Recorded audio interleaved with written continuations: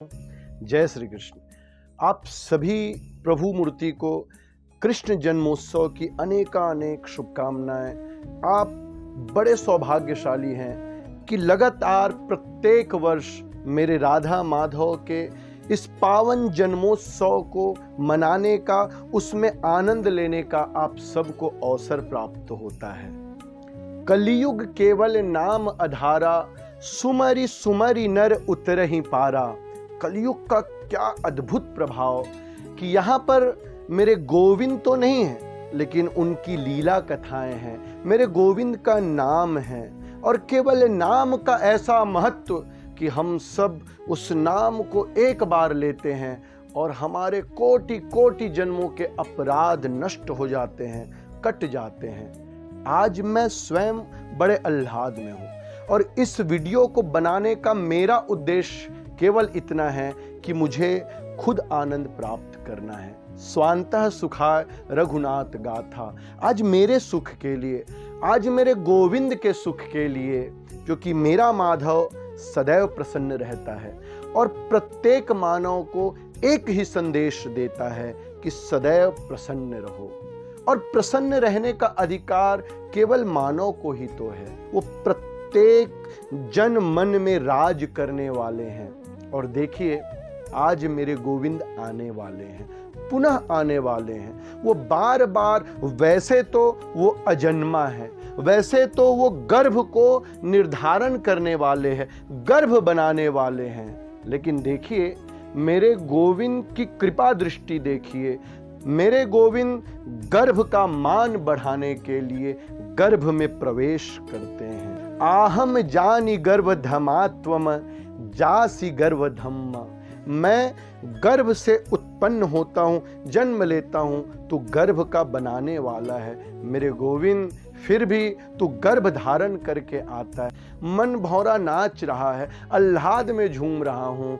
बस ऐसा लग रहा है कि मानो मेरे परम प्रियतम के बारे में मैं बोलते जाऊं, बोलते जाऊं, बोलते जाऊं, रुकूं ना। आज तो इस वाणी को ऐसा सौभाग्य प्राप्त हुआ है कि मेरे गोविंद के बारे में मैं कुछ बता सकूं। इस वीडियो में हम सभी मेरे गोविंद की उन 16 कलाओं के बारे में जानेंगे। हमारे जीवन में इन 16 कलाओं का बड़ा महत्व है। चंद्रमा प्रतिपदा से लेके पूर्णिमा तक लगातार बदलता रहता है, उसकी अवस्थाएं बदलती रहती है। बस उसी प्रकार मन जो है, मन का स्वामी चंद्र है और मन की अलग अलग अवस्थाएं होती है। वो सारी कलाएं जो हमारे माधव में हैं, जो हमारे राघव में हैं, वो सारी कलाएं प्रत्येक जीव में हैं। बस वो सुसुप्ति अवस्था में है, सोया हुआ है। और आज जन्मोत्सव की इस परम पावन बेला में हम उन कलाओं को याद करके पुनः उन्हें जागृत करने का प्रयास करेंगे और हम इस प्रयास में अवश्य सफल होंगे। क्योंकि मेरे गोविंद को जो भजता है, हरि को भजै सो हरि का होए। जो हरि हरि हरि हरि करता है, जो लाली को देखने के लिए जाता है, लाली तेरे लाल की जित देखूं उतलाल। अरे लाली देखन मैं गई और मैं भी हो गई लाल। कि हम सब गोविंदमय हो जाते हैं, लाल हो जाते हैं, उनके प्रेम में भीग जाते हैं। आइए मन की अवस्थाओं का वर्णन करें, क्योंकि मन की ही तो अलग अलग अवस्था है जो हमें एक ऐसे उत्कृष्ट अवस्था में ले जाती है कि मेरे गोविंद से हमारी भेंट करा देती है। देवियों सज्जनों, कुछ लोग कहते हैं कि राम जी 14 कला या 12 कलाओं के स्वामी थे, कृष्ण जी 16 कलाओं के स्वामी थे। लेकिन एक बात, आज इस भ्रम को मैं तोड़ना चाहूंगा कि राम कृष्ण में कोई अंतर नहीं। आज यदि मैं मेरे गोविंद की बात करूंगा, केशव की बात करूंगा, तो इसका अर्थ है कि मैं राघव की बात कर रहा हूं। राधा माधव और सीता राम में कोई अंतर नहीं। मेरे गोविंद की 16 कलाएं मेरे राम की ही 16 कलाएं हैं। तो ये भ्रांति कभी ना पालना। राम कृष्ण दो एक है, अंतर नहीं निमेष, एक के नयन गंभीर है। मेरे राघव के नयन गंभीर है और एक के चपल विशेष। तो दोनों में कोई अंतर नहीं है। 16 कलाओं की चर्चा करेंगे। प्रथम कला, मेरे गोविंद श्रीवान थे, श्रीवत्सल थे, सदैव उनके चरणों को श्री चूमती थी। वो धन और संपदा के धनी थे। यदि मैं धन और संपदा की बात करता हूं तो इसका अर्थ ये ना ले लेना कि अकूत संपत्ति मेरे राधा माधव के पास थी। केवल अकूत संपत्ति राधा माधव के पास नहीं थी। केवल यदि अकूत संपत्ति किसी व्यक्ति के पास हो तो वो धनवान नहीं कहलाता। उसके लिए आपको आत्मी संपदा का मालिक बनना पड़ेगा।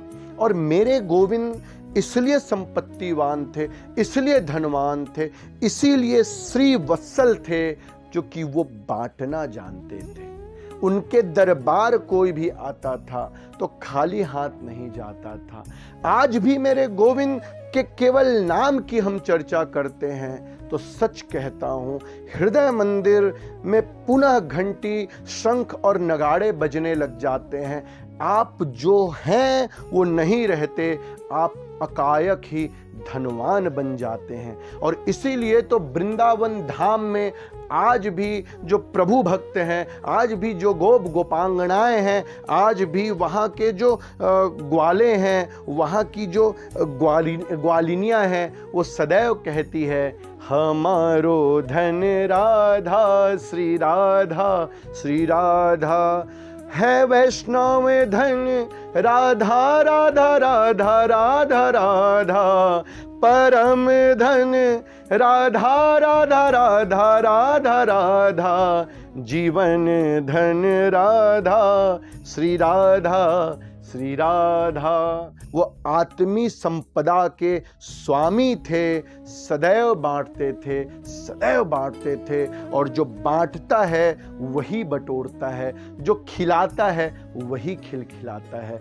तो पहली कला तो मेरे गोविंद के पास श्री के रूप में थी, और दूसरी कला मेरे गोविंद के पास थी भूमि, श्री भू, अचल संपत्ति के मालिक, जिनके पास इस पृथ्वी में कोई ऐसा भूभाग हो जहां का वो स्वामी हो और वहां की संपूर्ण जनता उनके प्रभाव से प्रभावित हो, उनकी बात मानते हो। मेरे गोविंद तो ब्रह्मांड नायक थे, अखिल ब्रह्मांड नायक।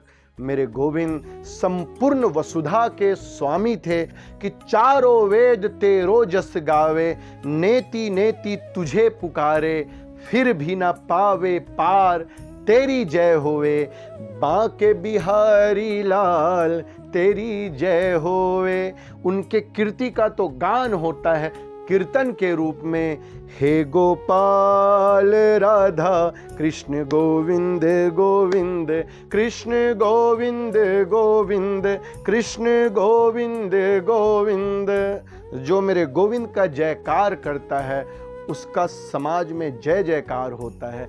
इसीलिए मेरे गोविंद कीर्ति रूपी कला के भी मालिक थे, स्वामी थे। और चतुर्थ रूप में मेरे गोविंद में इला नामक कला थी, अद्भुत वाणी मेरे गोविंद की, मधुरया गिरा वल्गुवाक्यया, बुध मनोज्ञया पुष्करेक्षण।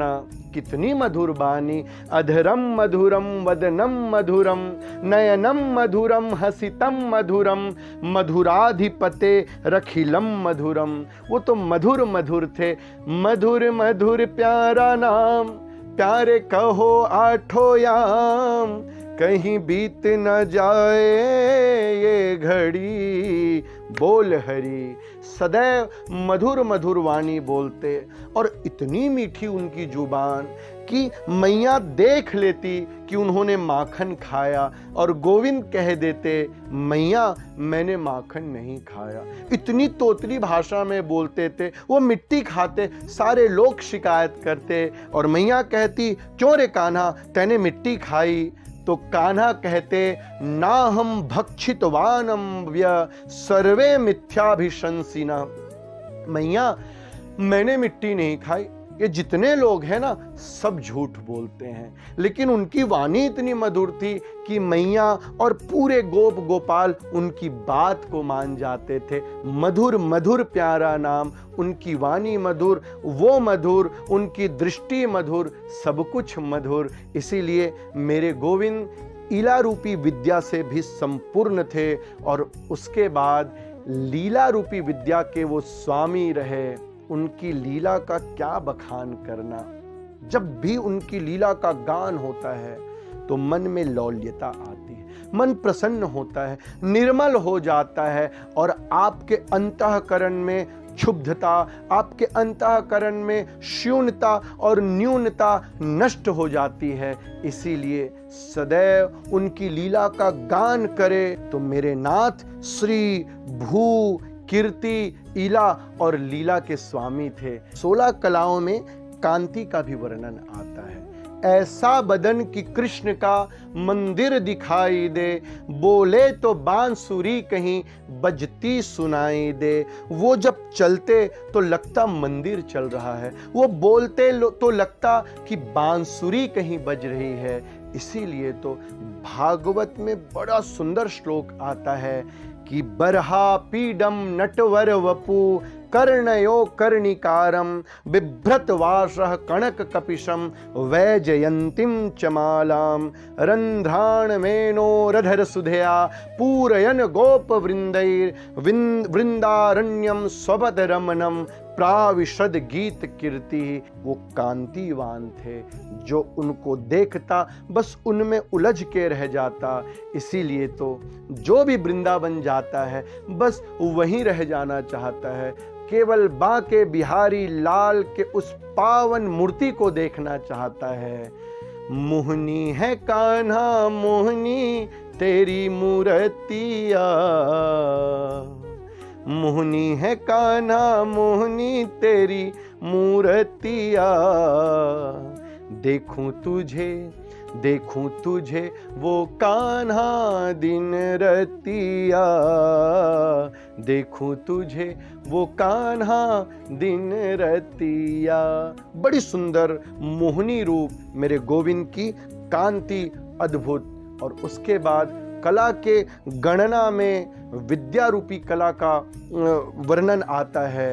विद्या मेरे गोविंद सहज उनके श्वास में संपूर्ण श्रुतियां समाहित हो जाती थी, लेकिन विद्या उन्होंने कमर्जित नहीं की थी। प्रत्येक विद्या में वो पारंगत थे, चाहे संगीत की कला हो, नृत्य की कला हो, चाहे युद्ध की कला हो। प्रत्येक कला में मेरे गोविंद अद्भुत थे, संपूर्ण थे। इसीलिए आपके जीवन में गोविंद से यदि प्रेरणा लेनी है तो विद्यावान जरूर बने। जब आपके जीवन में विद्या आता है तो विनय अपने आप आता है, प्रकाश अपने आप आता है। वे विद्यावान थे। अष्टम कला के रूप में विमला रूपी कला की गिनती आती है। वो पारदर्शी थे, ट्रांसपेरेंट थे, कभी पक्षपात नहीं करते थे। जिसका सबसे बड़ा उदाहरण हमें मिलता है जब वो निधिवन में महारास करने के लिए सबको उन्होंने बुलाया। वहां पर सारी गोपियां एकत्रित हुई, मां राधा आई, तो उन्होंने राधा और गोपियों में कोई अंतर नहीं समझा। वही नृत्य जो राधा के साथ उन्होंने किया, वही नृत्य गोपियों के साथ, प्रत्येक गोपी के साथ एक कृष्ण हो गए। अर्थ ये होता है कि आप अपने जीवन में जब गोविंद को याद करते हैं, चाहे जिस देश में रहे, जिस काल में रहे, जिस परिस्थिति में रहे, आप जहां हैं वहीं से गोविंद से मिलने का रास्ता आरंभ होता है। इसीलिए आप आरंभ करें। गोविंद तो बस आतुर बैठे हैं कि कब आप उन्हें पुकारें और वो दौड़े चले आएं। वो पारदर्शी है, सबके साथ समान भाव रखते हैं, समान विचार रखते हैं। वो कभी किसी के साथ दूरा छोड़ नहीं करते। इसीलिए तो मेरे नाथ विमला कला में भी माहिर है।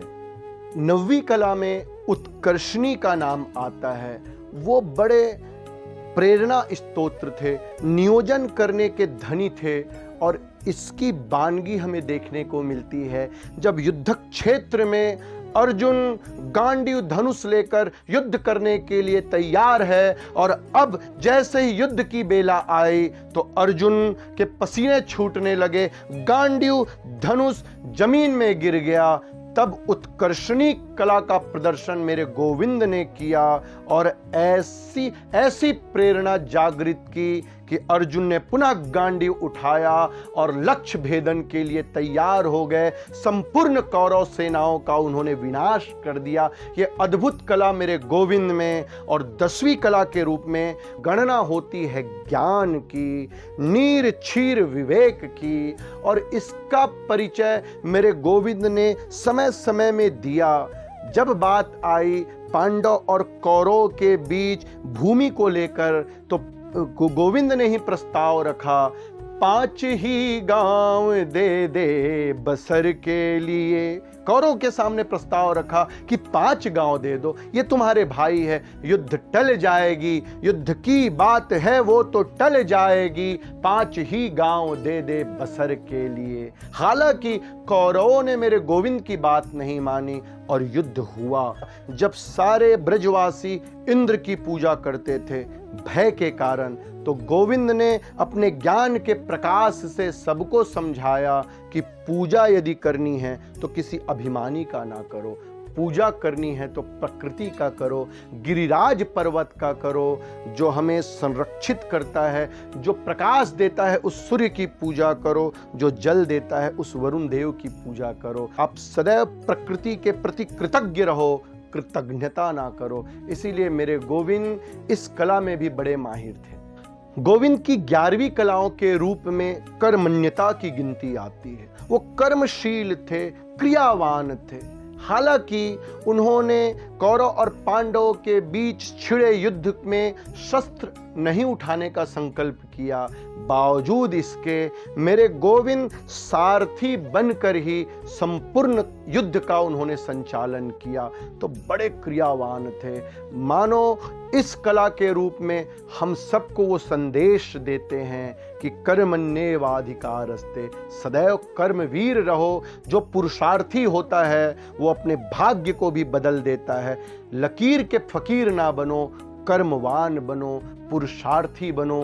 सफलता आपके चरणों को चूमेगी, आप कर्मवीर बनो। गोविंद की 12वीं कला योग थी। वो योगेश्वर थे और योग का बल इतना कि मां के गर्भ में परीक्षित की उन्होंने रक्षा की जब ब्रह्मास्त्र छोड़ा गया। उस योग के बल से ही तो मेरे गोविंद ने अपने गुरु के मृत पुत्रों को जीवित कर दिया।